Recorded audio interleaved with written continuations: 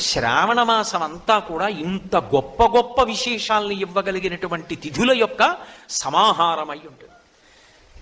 శ్రావణ మంగళవారము నోము అని వ్రతము అని చేస్తూ ఉంటారు సువాసినులు.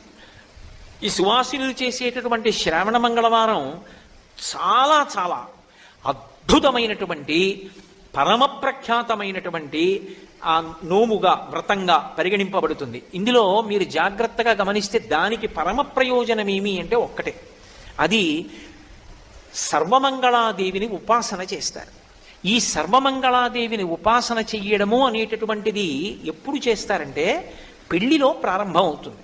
పెళ్లిలో దీన్ని ఎంతో శ్రద్ధతో ఎవరు చేయిస్తారంటే తండ్రి దగ్గర కూర్చుంటాడు కన్యాదాత. అందుకే పెళ్లిలో వేదికంతా కూడా ఎవరిది అంటే ఆడపిల్లివారిది, మగపిల్లివారిది కాదు. నేను మీతో పరమసత్యం చెప్తున్నా, కన్యాదాత అనుమతి లేకుండా